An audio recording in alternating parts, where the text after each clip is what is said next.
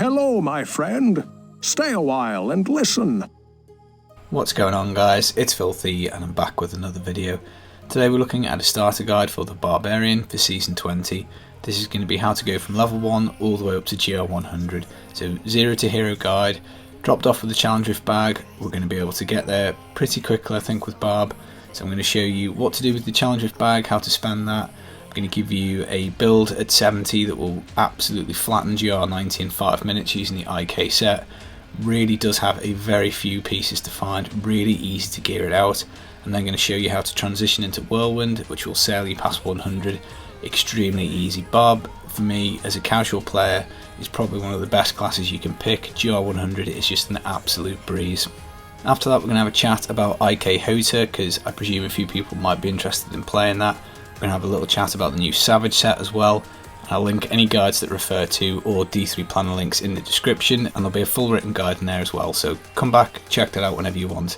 But before we get started, I just want to welcome anyone who's new to the channel. Hit that subscribe button if you haven't already done so. As always, guys, a thumbs up is greatly appreciated.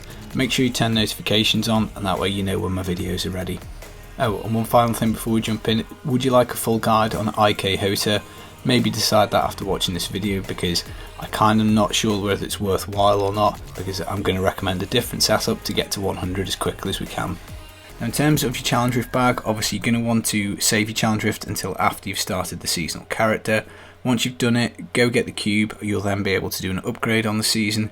Now, I would actually go for one-handed mighty weapons, because there are 8 in the pool, and the one that we're really trying to hit is Ambo's Pride.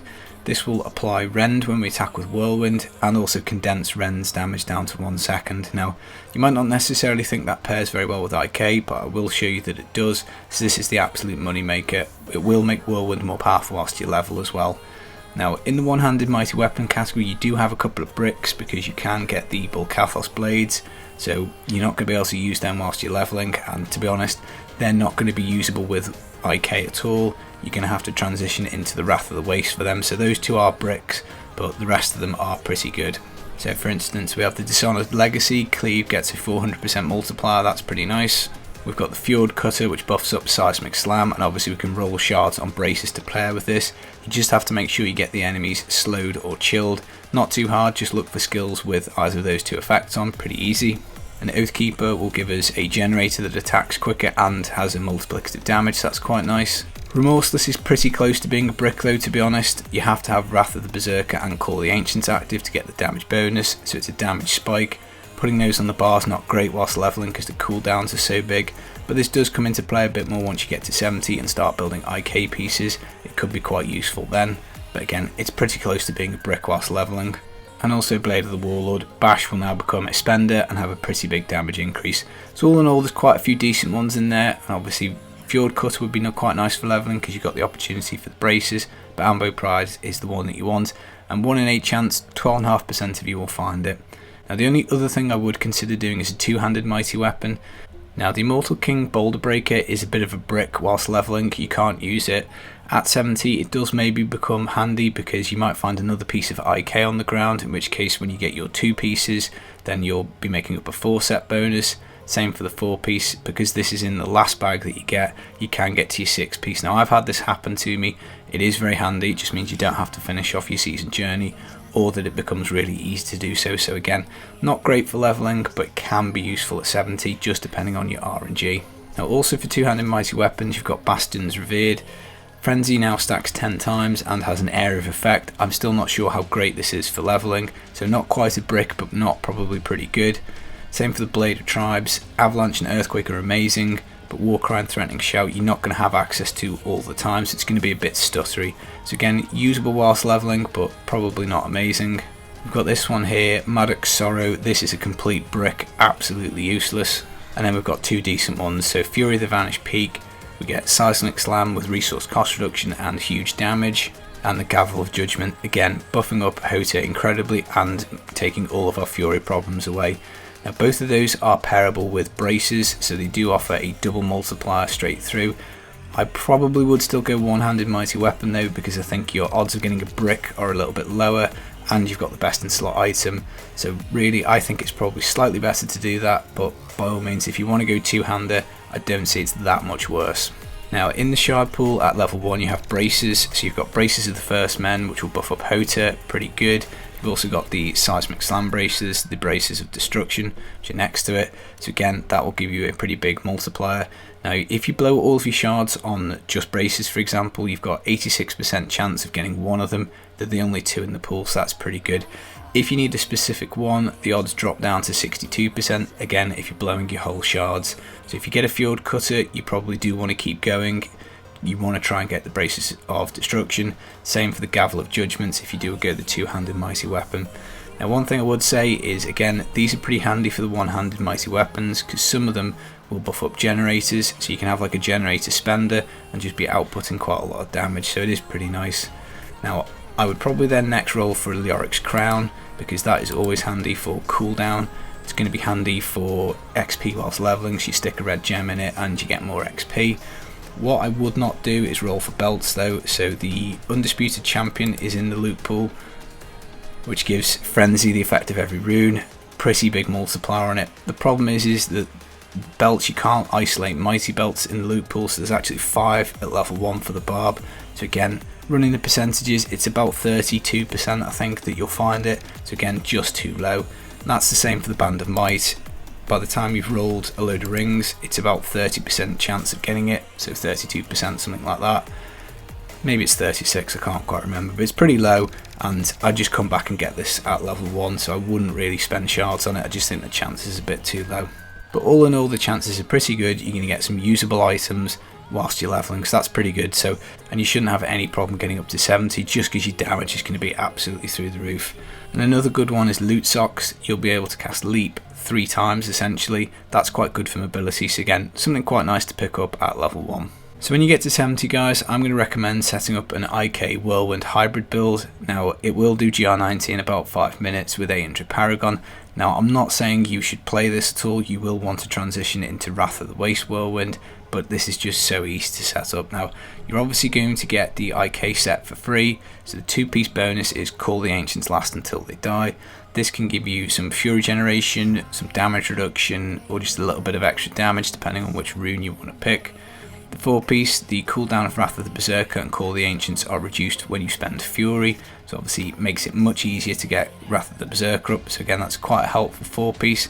And then 6-piece, whilst you have both those things active, you get 4000% damage, flat damage, so you can build whatever you want around it. So if you find Hota items, if you find slam items, whatever it is, you can stick it together and it will work pretty well. But I would gear towards this because this is RNG wise probably pretty easy to put together. So once you've got your 6 pieces of that, you're obviously going to have to pick up a RORG, because we're going to be mixing this with a Wrath of the Waste set. So do some bounties, get a RORG, and you can also then get 3 pieces of Wrath of the Waste, which with the RORG will give you 4-piece set bonus. So this will give us a huge damage increase to rend, so 500%, and it increases its duration to 15 seconds. Remember, with the Ambo's Pride, it's going to get condensed down to 1 second, so even just 2 pieces of Wrath of the Waste with IK is pretty strong, but you may as well go for 4 pieces.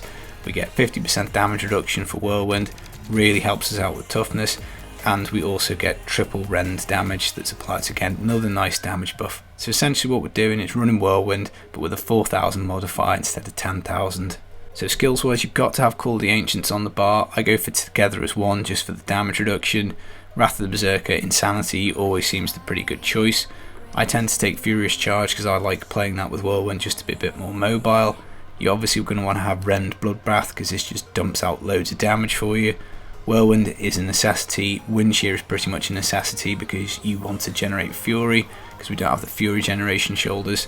And then normally speaking, I put Warcry Impunity just to buff up toughness. Now what I would say is you're probably going to need Boon of Bolcathos because you're not spending Fury quick enough to actually get the cooldown on this completely reset all the time. Ruthless, 40% extra damage against enemies below 30 health, which is great. Unforgiving I pop on just to make sure we don't have any Fury problems. And then Rampage is just more strength, but pretty easy. Now in terms of priorities for setting this up, what I would say is DBs go on number 1, your Ambo's Pride, then number 2, a Lamentation. I'd then move out to the jewellery, so Convention of Elements, Band of Might and Flavour of Time. but any decent amulet would do. A Hellfire would be fine here, something with double crit or physical would be nice. Then in terms of shards, Lamentation if you haven't got it already. Then what we're probably going to do is start putting whirlwind pieces together. So you're going to look for shoulders first, because you have to take them, there's no IK shoulders. Then pants is probably the next easiest to hit, there's not that many pants in the pool. And then I just basically look to pick whichever IK piece I didn't have the best of. So, you know, for example, boots would be fine. Once you've got 3 pieces of whirlwind, 5 pieces of IK, a RORG, an Ambos, a Lamentation, you will be absolutely crushing it, and you'll find your whirlwind set pretty easy. Now in terms of whirlwind, obviously once you find all the relevant pieces, it does become pretty good. I like to play it like this for speeds, so I use the Bulkathos blades to suck enemies towards us, because they generate fury, which allows us to pick the Cold Rune Hurricane on whirlwind. This makes it really lazy, very easy. Also, if you can pick up a Crimsons from doing some bounties, they'll just give you more cooldown, more damage, more resource cost reduction, which is more mitigation. So again, very nice. You're going to need a Zodiac. You don't need a Zodiac for IK, because obviously you've got the Wrath of the Berserker reduction for spending Fury, but on Whirlwind and Wrath of the Waste you don't have that, so you will need that. So that's an item piece to gear out. Other than that, Nemesis braces are great for speeding, and this is kind of like my speed setup. So again, Ambos, Lamentation, RORG, pretty self-explanatory. And then when we want to push with the build, you generally take the Crimsons off, and you're going to put Lamentation on the character, and then take Little Rogue and Slanderer to again get more damage, attack speed, armor, and all that kind of good stuff. Now, what I would say about my skills, I don't push Whirlwind in a meta kind of way. I like having Furious Charge for mobility, I like having Ignore Pain again with Bravado for more damage reduction and some move speed, and I tend to put Warcry on again just to buff up toughness. Normally speaking, if you meta, you're probably going to want to pick Ground Stomp, Ancient Spear and group enemies up, but to be honest guys, I don't tend to get there. So Stricken, normally I'm debatable as to whether I take it or not, because once I start getting to the realms of fishing, that's normally when I quit for the season. But obviously, you know, you can make it a bit better for pushing, but COA in the cube, and it is a pretty good build. And this, you know, the speed build can probably take you past 100 with enough juice, and this push build certainly can. You know, you can clear easily past 100 with this, really easy. And the thing is, it's very easy to play. You're pretty much just holding down right click the whole way, making sure your Band of Might doesn't drop, and you should be pretty golden. So that's how I get from level 1 to GR100. I would just simply whirlwind the entire way. Spin to win, guys, you know it makes sense. Now, in terms of IK Hota, guys, I've been mixing it with the Salvage set. Now, I can make a full guide on this if you want, so do stick it in the comments. But just really quickly, for anybody who does want to play Hota, it's pretty much a classic setup. You're going to take 5 pieces of the Immortal King, you're going to use a RORG, you're going to have Braces of the First Men in the cube, you're going to have a Gavel of Judgments in the cube, you're going to have a Mortix Brace to buff up your toughness, you're going to use Remorseless, because this again is giving us a pretty big damage boost when Wrath of the Berserker and Hammer of the Ancients are up. You're going to use an Echoing Fury for some extra attack speed, but we're going to mix it with 2 pieces of Savage. Again, you have to take shoulders, but other than that, any other piece will do. And this is quite interesting because it will double the shouts, so any shouts on the bar get doubled. We also do double damage to fear, frozen or stunned enemies. Now, the Echoing Fury can roll with up to 20% chance to fear, so that's nice. You can get some other CC rolls on other gear pieces, but really the main way we're going to proc it is with the Hammer of the Ancients itself. So when we kill, we get this 10-yard radius of stunned enemies for 2 seconds. So once this goes off, you do pretty much smash them because it's just double damage the whole way. Now this means we don't have to take the Traveller's Pledge and Compass Rose, so we can now work in a Hellfire amulet for an extra passive.